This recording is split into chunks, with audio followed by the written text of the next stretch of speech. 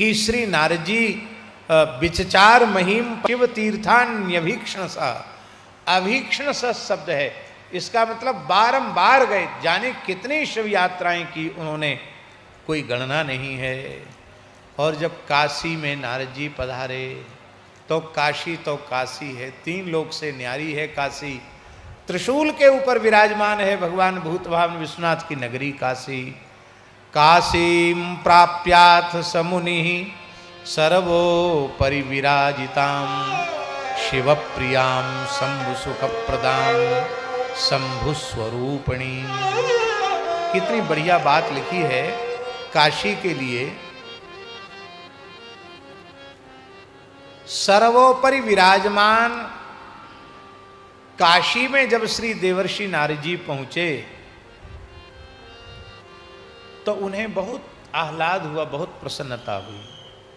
काशी का एक विशेषण है शिव प्रियाम, शिवजी को काशी बहुत प्रिय है। स्कंद पुराण का जो काशी महात्म्य है उसमें लिखा है कि एक बार एक राजा ने, देवोदास ने शंकर जी की काशी शंकर जी से मांग ली थी, तो शंकर जी को अपने पूरे परिकर के सहित काशी छोड़ के जाना पड़ा।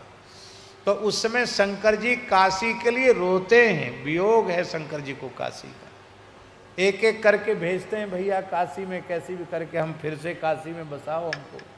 बड़ा विलक्षण, बड़ा मधुर प्रसंग है स्कंद पुराण काशी महात्म्य का। कितने विनायक हैं काशी में?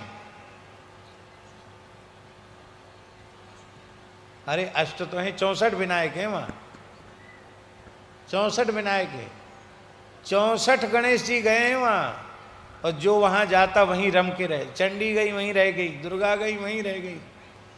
शंकर जी जिसको भेजते हैं सब वहीं रम जाते हैं। अंत में भगवान शिव पधारे हैं। शिव प्रियाम, काशी भगवान शिव जी को अत्यंत प्रिय है। दूसरा विशेषण है काशी का शंभु सुख प्रदाम, शिव जी को सुख देने वाली है काशी। शंकर जी सबको सुख देते हैं, सबको शिव माने कल्याण, आनंद, सुख, पर शंकर जी को आनंद देती है काशी, शंकर जी को सुख देने वाली काशी है। और तीसरा विशेषण तो ऐसा है महाराज जी, शंभु स्वरूपणीम, काशी साक्षात भगवान शिव का स्वरूप है। पुराणों में तो ये बात लिखी है।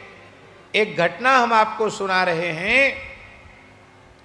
आपने इस भारतवर्ष के महान तत्वज्ञानी संत, भगवत प्राप्त भगवत स्वरूप संत का नाम अवश्य सुना होगा। परमहंस स्वामी श्री रामकृष्ण देव जी महाराज, रामकृष्ण परमहंस जी महाराज, जिनके शिष्य विवेकानंद जी ने पूरे विश्व में हिंदू सनातन संस्कृति का ध्वज फहराया था। वो ठाकुर रामकृष्ण परमहंस देव जी महाराज जी जब काशी आए तो नौका से गंगा जी पार कर रहे थे। उस जमाने की बात है, उतने यातायात के साधन नहीं थे। तो उन्होंने काशी में क्या देखा, ठाकुर रामकृष्ण परमहंस देव जी ने, उन्होंने देखा कि एक ज्योतिर्मय पिंड है। न वहां कोई मकान है, न मठ है, न मंदिर है, न स्त्री है, न पुरुष है, कुछ नहीं है। एक ज्योतिर्मय लिंग के रूप में काशी का दर्शन किया। ज्योतिर्मय लिंग के रूप में काशी का दर्शन किया। 5 कोश का ज्योतिर्मय लिंग है काशी। शिव स्वरूपिणी, काशी साक्षात भगवान शिव का स्वरूप है। और एक विशेष बात है महाराज जी काशी महात्म्य में लिखा है, जैसे अग्नि में पड़ी हुई वस्तु आग बन जाती है, ऐसे जो जीव काशी का व्रत ले लेता है वो भी काशी का स्वरूप हो जाता है, शिव स्वरूप हो जाता है। इसलिए शिव सायुज्य को प्रदान करने वाली काशी है। पूज्यपाद धर्म सम्राट स्वामी करपात्री जी की बात बहुत अच्छी कहते थे, हम उसको धृत करना चाहते हैं। करपात्री जी कहते थे कि जन्म लेने में हम स्वतंत्र नहीं थे। स्वतंत्र होते तो हमारी जहां इच्छा होती वहां पैदा होते। आप महाराष्ट्र में पैदा हुए, हम कहीं पैदा हुए, ये कहीं पैदा हुए, कोई कहीं पैदा हुआ। कर्मानुसार ही सब लोग पैदा होते हैं। जन्म में परतंत्रता थी, पर भगवान ने हमें आत्म कल्याण का पूर्ण अवसर प्रदान किया है मानव शरीर दे करके। तो मरकर भी हम अपना परम कल्याण कर सकते हैं। जन्म में हम पराधीन थे, पर मृत्यु में हम पराधीन नहीं हैं। यदि कोई मनुष्य कोई साधन जिससे न बनता हो, पर मोक्ष चाहता हो कि बहुत भटक लिए संसार में, अब हमें बार बार न पैदा होना न मरना है, तो स्वामी कृपात्री जी महाराज कहते काशी में जाकर पड़ जाए। स्कंद पुराणोक्त काशी महात्म्य महाराज जी लिखा है कि एक बड़ा पत्थर लेकर दोनों पैरों पर पटक लेना चाहिए, पैर तोड़ लेना चाहिए अपने, दोनों हाथ तोड़ ले और दोनों पैर तोड़ ले, तब काशी वास करे। इसका अर्थ आप सीधे सीधे मत लगा लेना कि कोई बड़ा पत्थर लेके आओ, हाथ तोड़ दो, दोनों पैर तोड़ दो और फिर ना कुछ करने धरने लायक नहीं, तो कौन तुमको नहलाएगा धुलाएगा, कौन खिलाएगा। हमने जो अर्थानुसंधान किया हरि गुरु संतों की कृपा से, उसका भाव ये है भगवान व्यास के कहने का, पैर तोड़ने का मतलब है कहीं भी जाने आने की इच्छा समाप्त कर दो, और हाथ तोड़ने का मतलब है कि अपना अब कोई कर्तव्य शेष मत मानो, और सब हो गया, अब ना हमें कुछ करना है और ना अब हमें कहीं जाना है। ये पक्का निश्चय कर लो, काशी में पड़ जाओ। पक्की गारंटी है, लिखित गारंटी है कि आपको मोक्ष मिलेगा मिलेगा मिलेगा, इसमें संदेह नहीं है। और काशी में भी कई क्षेत्र हैं, विश्वेश्वर खंड अलग है, काशी खंड तो पूरे कोई कहते हैं, केदार खंड है, केशव खंड है। तो उसमें केदार खंड की तो स्वामी जी ऐसी महिमा है कि केदार खंड में कीट पतंग भी मरेगा तो सद्या मुक्ति होगी, और काशी खंड में मरने से भी मुक्ति होगी, पर भैरव यातना भोग कर मुक्ति होगी। पर केदार खंड में मरने से बिना भैरव यातना की मुक्ति हो जाएगी, तत्काल मुक्ति हो जाएगी, कोई साधन न हो तो मुक्ति हो जाएगी। एक महापुरुष ने हमसे पूछा कि काश्याम मरणान मुक्ति ही और ऋते ज्ञानान मुक्ति ही दोनों ही श्रुति वचन हैं, तो इनकी संगति कैसे बैठेगी? क्योंकि काश्याम मरणान मुक्ति ही यदि ये स्वीकार किया जाएगा तो फिर ऋते ज्ञानान मुक्ति अनर्थक हो जाएगा, ज्ञान की जरूरत ही नहीं, काशी मर गए मुक्त हो गए। और ऋते ज्ञानान मुक्ति को स्वीकार किया जाएगा तो काश्याम मरणान मुक्ति को अर्थवाद मानना पड़ेगा, जबकि यहां अर्थवाद नहीं है, यहां यथार्थवाद है।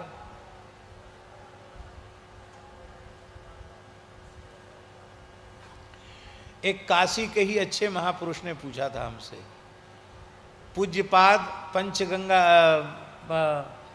मणिकर्णिका घाट पर जो पूज्य सतुआ बाबा महाराज थे, परम पूज्य जगत गुरु विष्णु स्वामी आचार्य श्री स्वामी यमुना दास जी महाराज सतुआ बाबा, जिनके शिष्य इस समय श्री जगत गुरु संतोषाचार्य जी सतुआ बाबा इस समय पंचगंगा घाट में सतुआ बाबा मठ के आचार्य हैं। तो महाराज जी उन्होंने हमसे ये बात पूछी, बोले तुम तो पढ़ते रहते हो, पोथी पत्रा पलटते रहते हो, बताओ दोनों श्रुति वचन है, संगति कैसे होगी?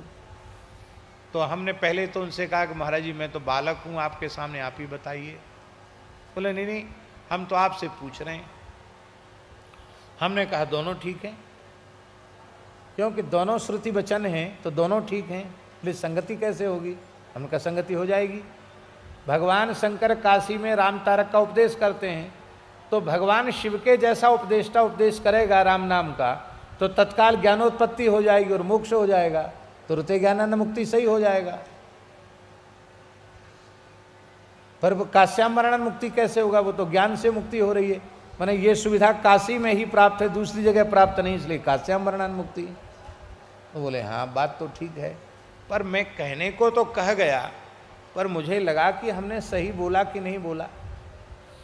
तो हमने एक ग्रंथ देखा, बहुत विलक्षण ग्रंथ है सनातन धर्म का। उस ग्रंथ का नाम है वीर मित्रोदय। भारत सरकार ने लाल बहादुर संस्कृत व्यापीठ से उसको प्रकाशित करवाया। मूल संस्कृत का है, महाभारत के जैसा विशाल का ग्रंथ है, 1 लाख से ऊपर श्लोक है उसमें, और एक ही ग्रंथ में सनातन धर्म की सारी जानकारी है। हमने बहुत अक्षरशः तो पूरा नहीं पढ़ा, लेकिन सिंहावलोकन न्याय से उस ग्रंथ को देखा है। उसमें जैसा हमने अभी उत्तर दिया, यही मित्र महर्षि ने लंबे चौड़े शास्त्रार्थ के बाद यही उत्तर दिया है कि दोनों ही सही हैं, काश्याम मरणान मुक्ति और ऋते ज्ञानान मुक्ति। हमने कही चलो, एक आचार्य की, महापुरुष की विचार पर मोहर लग गई। अब ये बात सबके बीच में कहे जाने योग्य हो गई। काशी मुक्ति की खान है, विश्वनाथ जी की बड़ी कृपा है, बहुत कृपा है, अन्नपूर्णा जी की बड़ी कृपा है, बहुत कृपा है। तो महाराज जी, भगवान शिव की जो पूरी है वो शंभु स्वरूपणी है, साक्षात शिव स्वरूपणी है। श्री रामकृष्ण परमहंस देव जी ने ज्योतिर्लिंग के रूप में पूरी काशी का दर्शन किया, और जब वे नौका से पार, नौका वाला कह रहा है स्वामी जी कि आप उतरिए, उन्होंने कहा कि मैं शिवजी पर पैर कैसे रखूं, समाधि लग गई उनकी। तब कहते हैं कि गंगा जी के घाट पर सिर के बल उतरे, वो पैर नहीं रखा उन्होंने, बोले यहां मस्तक रख के उतरेंगे। ये साक्षात ज्योतिर्लिंग है काशी। दृष्ट्वा काशीम कृतार्थो भूत काशीनाथम ददर्शः। काशी का दर्शन करके नारजी कृतार्थ हो गए, काशी विश्वनाथ जी का दर्शन किया। बोलो काशी विश्वनाथ भगवान की जय। काशी में, वाराणसी में मणिकर्णिका घाट पर एक मंदिर है गंगा जी के तट पर, जो आधा गंगा जी में धंसा हुआ है, बालू में धंसा हुआ है, उसका शिखर भी झुका हुआ है। उसकी कथा जानते हैं? नहीं जानते हैं। उस मंदिर की कथा यह है कि जब उस मंदिर का निर्माण हुआ तो उस मंदिर के निर्माता ने मंदिर की प्रतिष्ठा के समय ब्राह्मणों से कहा कि संकल्प बोलो। क्या संकल्प बोलें? बोले मातृ ऋण से मुक्त होने के लिए हम ये मंदिर स्थापित कर रहे हैं। जैसे ही मातृ ऋण से मुक्त होने का संकल्प करके जल डाला, मंदिर भूमि में धंस गया, आज भी धंसा हुआ है। इसका मतलब है माता पिता के ऋण से संतान कभी मुक्त नहीं हो सकती।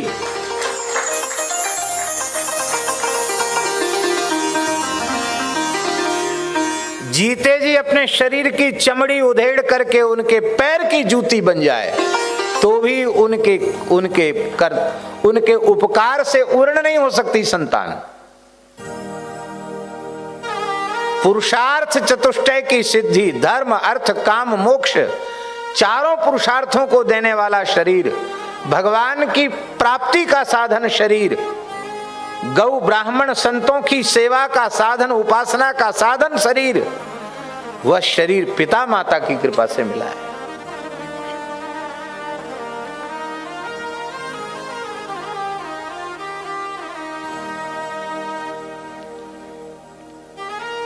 आपका पुत्र मान लो दिल्ली रहता है और वहां बढ़िया कारोबार उसका हो गया। अब आपके मन में आया कि चलें भाई अपने पुत्र के पास हुआ में, तो आप अपनी गृहिणी के साथ सूरत से हवाई जहाज में बैठे दिल्ली पहुंच गए और दिल्ली में अपने पुत्र के द्वार पर पहुंचे। पुत्र को खबर नहीं की कि हम आ रहे हैं, अकस्मात पहुंच गए।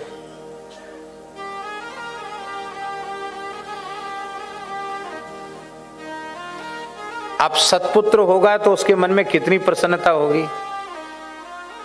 यदि सत्पुत्र होगा और सत्पुत्र नहीं होता तो पिताजी के मन में जाने की इच्छा क्यों होती है? भाई श्रद्धा न करे, सेवा न करे तो पिताजी जाएंगे क्यों? अब पिता माता पहुंच गए। अब उसने बड़े प्रेम से, रे बाबूजी हम तो बहुत दुखी थे कि बताओ बुढ़ापे में हमें आपकी सेवा करनी चाहिए, आपने बड़ी कृपा की, बहुत कृपा की। अब पुत्र बहुत खुश है और उसकी पत्नी भी बहुत खुश है, बहू बेटा दोनों खुश हो गए। बोले भैया हमारे घर में तो लक्ष्मी नारायण भगवान आ गए, हमारे घर में सीताराम जी आ गए, हमारे घर में तो बिहारी जी आ गए, राधा कृष्ण भगवान आ गए, गौरी शंकर भगवान हमारे घर में आ गए। और प्रेम से पुत्र सेवा करने लग गया। एहसान कर रहा है क्या? पुत्र को जो कुछ मिला है वो किससे मिला है? पिता से ही तो मिला। मान लो किसी के पिता ने कुछ नहीं दिया, शरीर तो दिया है कि नहीं? जिस शरीर से पुरुषार्थ करके आपने कमाए वो शरीर किसने दिया?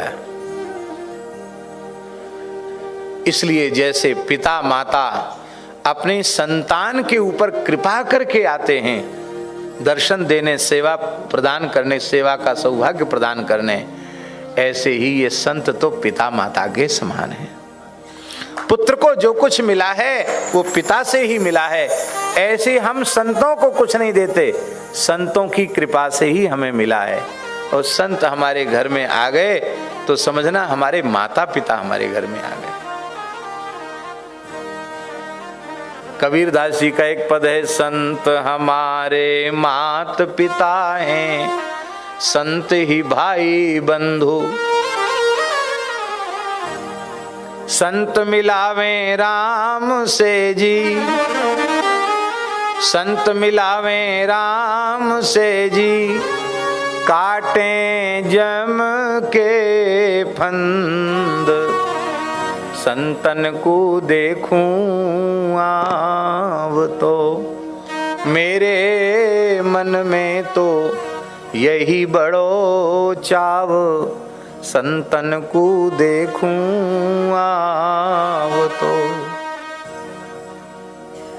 जैसे संत जीवों पर कृपा करने के लिए विचरण करते हैं, जैसे पिता माता अपनी सेवा का सौभाग्य देने के लिए पुत्र पर कृपा करते हैं। इसलिए किसी पुत्र को अपने पिता की सेवा मिल जाए, किसी पुत्र को अपनी माता की सेवा मिल जाए तो समझना कि हमारा जीवन सफल हो गया। पुत्र के लिए पिता माता की सेवा से बड़ी कोई संपत्ति नहीं।